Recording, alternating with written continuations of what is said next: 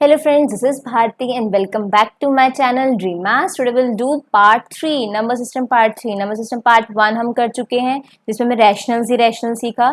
Part 2 में हमने decimal form को p बाय q फॉर्म में लिखना सीखा. लेकिन आज हम क्या सीखेंगे पार्ट 3 में? Decimal representation of rational numbers means p by q form से हम डेसिमल रिप्रेजेंटेशन में जाएंगे. ठीक है, लास्ट क्लास में हमने डेसिमल रिप्रेजेंटेशन से p बाय q फॉर्म सीखा था. आज p बाय q फॉर्म से डेसिमल रिप्रेजेंटेशन सीखेंगे. Decimal expansions of 10/3, 7/8 and 1/7 means इनको हमें डिवाइड करना है. चलिए फटाफट से आप नोटबुक निकालिए और मेरे साथ डिवाइड कीजिए. देखिए आप कौन फास्ट करता है. ठीक है, चलिए हरी अप. हाँ जी, फर्स्ट इज 10/3. हमें डिवाइड करना नहीं सीखना, हम सीखना है कि डिवाइड में जब रेपिटेशन आती है तो हम कैसे करेंगे. मुझे पता है आपको डिवाइड करना बहुत अच्छे से आता है. ठीक है, हम ये क्यों कर रहे हैं? ये देखने के लिए कि जब रेपिटेशन आती है डिवाइड कैसे स्टॉप करना है, कहाँ तक हमें डिवाइड करना है. ठीक है, अब देखो 3/10 है तो यहाँ पर क्या होगा? 3 दा first of all 9 and that again 10. 1 बचेगा ना, 0 लगाया पॉइंट उसका एंड 3 दा 9 एंड दिस इज अगेन 10. ठीक है ना, 3 फिर से 9, ये तो रेपिटेशन आनी शुरू हो गई है ना. तो हम इसको आगे डिवाइड नहीं करेंगे. Will write the decimal expansion of the 10/3 की डेसिमल एक्सपेंशन क्या है? 3.333 and up to so this is the decimal expansion of 10/3. Clear है ये चीज? ठीक है, हमें डिवाइड आता है. हम 9th क्लास में डिवाइड नहीं सीख रहे, हम ये सीख रहे हैं कि जब रेपिटेशन होते हैं तो उसको किस फॉर्म में लिखना है. तो इसमें रेपिटेशन आ रही है तो हम इसको 10/3 को क्या लिखेंगे? 3.33 and 3 up to so.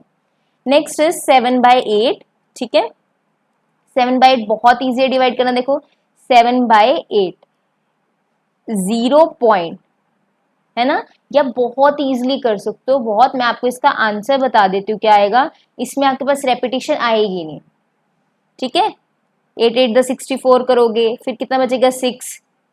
8 7 the 56 करोगे, फिर यहाँ पे 4 एंड 8 5 द 40. ठीक है, सिंपल है, इसमें तो रेपिटेशन आई नहीं, आपका रिमाइंडर 0 आ गया. तो इसकी डेसिमल एक्सपेंशन कितनी है?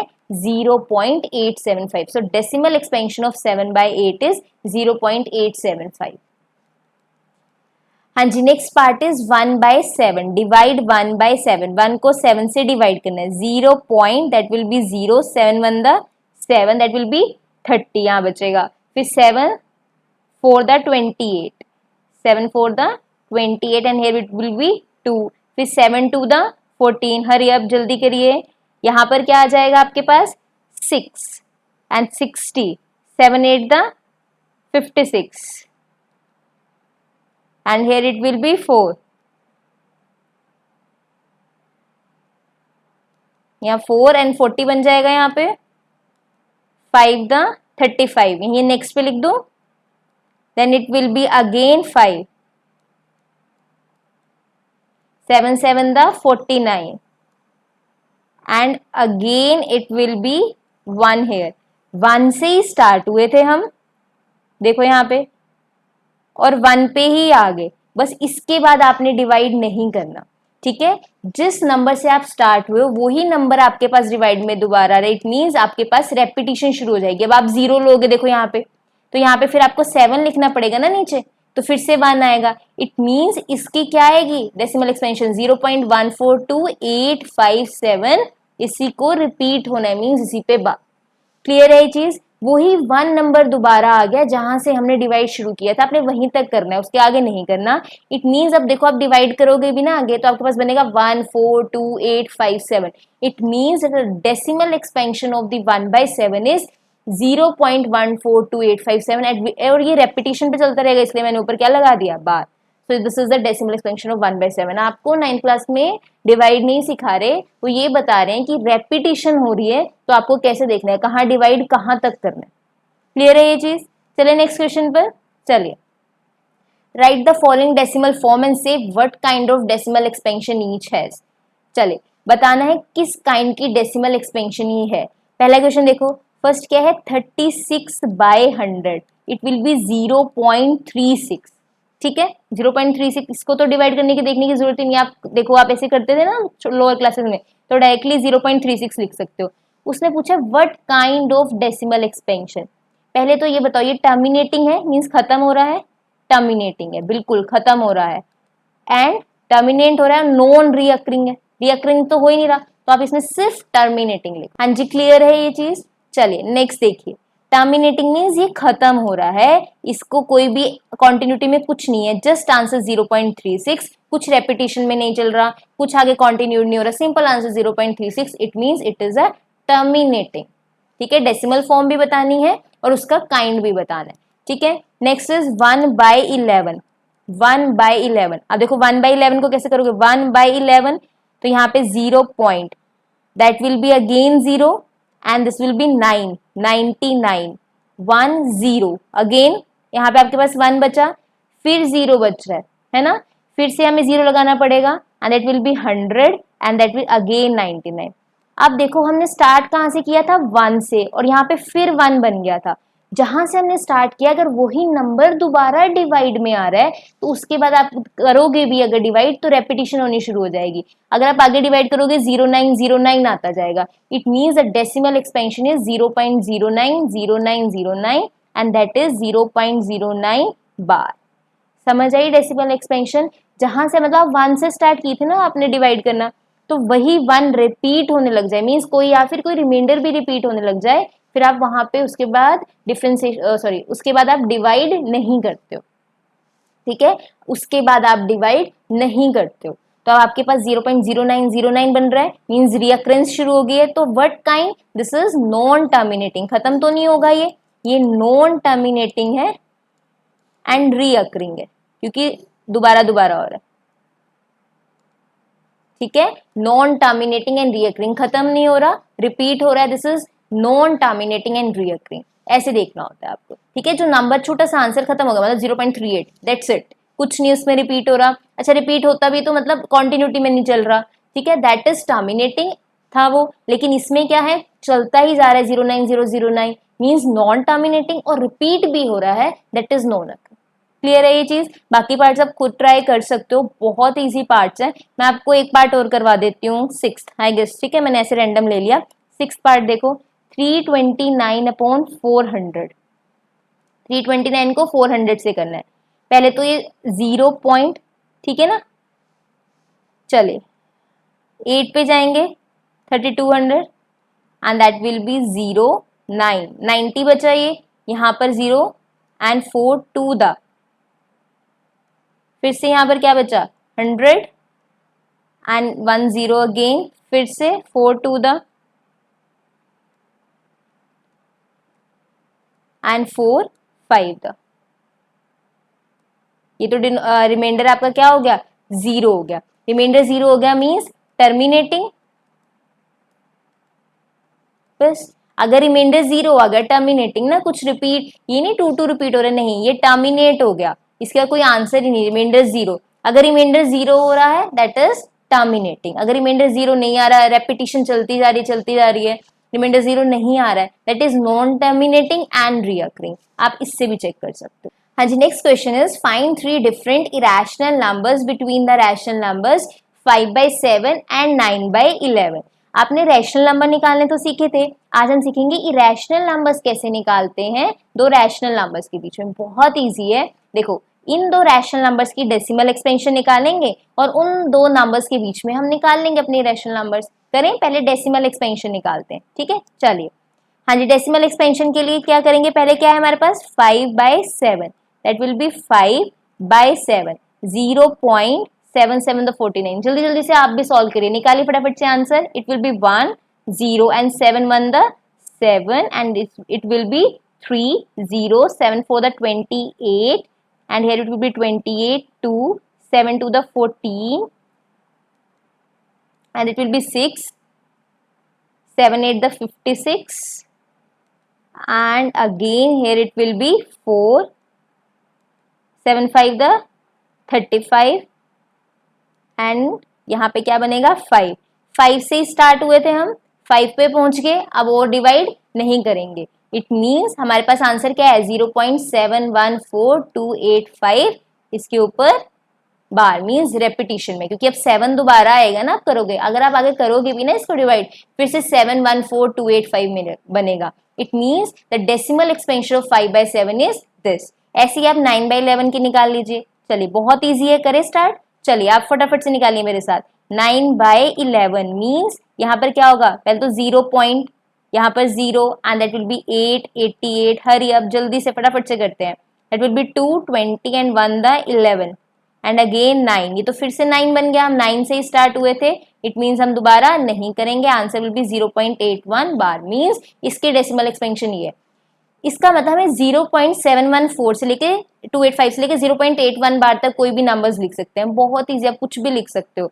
0.714 285 में कोई भी नंबर लिख सकते हो, जैसे 0.7285723 लिख लो, कुछ भी।